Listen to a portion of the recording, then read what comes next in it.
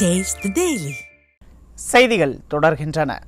மக்களின் பிரச்சினைக்காக அறவழியில் போராடிய முன்னாள் அமைச்சரும் சட்டமன்ற எதிர்க்கட்சி துணைத் தலைவருமான ஆர்பி உதயகுமார் மற்றும் பொதுமக்களை கைது செய்து அராஜகத்தில் ஈடுபட்ட விடிய அதிமுக அரசுக்கு அதிமுக பொதுச் செயலாளர் எடப்பாடி கே பழனிசாமி கடும் கண்டனம் தெரிவித்துள்ளார். இதுகுறித்து அவர் வெளியிட்டுள்ள அறிக்கையில், மதுரை மாவட்டம் திருமங்கலத்திலிருந்து கொல்லம் வரை செல்லும் 4 வழிச்சாலையில் மேம்பாலம் அமைக்கும் பணி நடைபெற்று வரும் நிலையில் இப்பாலத்திற்கு கீழ் சுரங்கப்பாதை அமைக்கப்படாததன் காரணமாக மக்கள் சாலையை கடக்க முடியாத நிலை ஏற்பட்டுள்ளதாக குறிப்பிட்டுள்ளார்.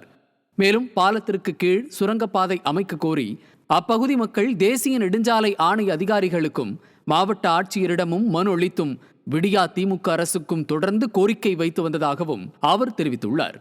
ஆனால் விடியா திமுக அரசோ தேசிய நெடுஞ்சாலை ஆணைய அதிகாரிகளோ எந்தவித நடவடிக்கையும் எடுக்காததை கண்டித்து முன்னாள் அமைச்சர் ஆர்பி உதயகுமார் மக்களோடு மக்களாக கவன ஈர்ப்பு போராட்டத்தில் ஈடுபட்டதை அடுத்து ஏவல் துறையான காவல்துறை அடக்குமுறையை கட்டவிழ்த்து அனைவரையும் கைது செய்துள்ளதற்கு கழக பொதுச் செயலாளர் கண்டனம் தெரிவித்திருக்கிறார்.